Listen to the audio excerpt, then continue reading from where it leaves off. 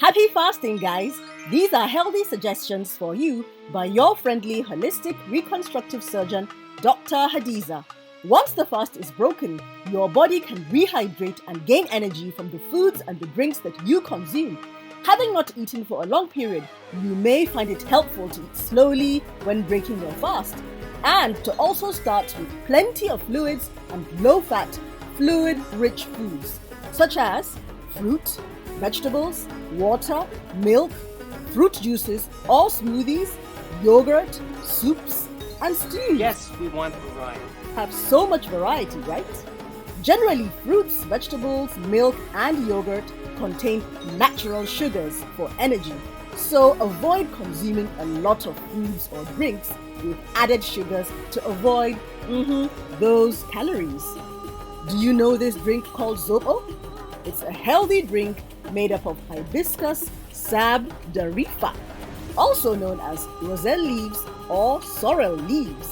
It's delicious and packed with several antioxidants, and it features as a regular in my family Ramadan fasting diet. It's funny how every culture has its pancake. Have been a traditional way to break the fast in many Muslim cultures. Fruits provide natural sugars for energy, fluid, and some vitamins and minerals. You could also try other dried fruits like apricots, figs, raisins, or prunes. Now, these also provide fiber and nutrients. How about those soups? Soups are traditional in many African and Arab countries. My favorite African soup is African pepper soup. It is a refreshing and light way to break the fast and provides fluid.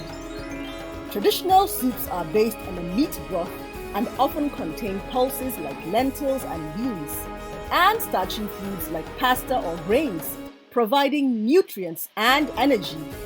I'm Dr. Hadiza again, your friendly holistic reconstructive surgeon. Watch more on my fasting playlist and subscribe, like, and share the medical information channel.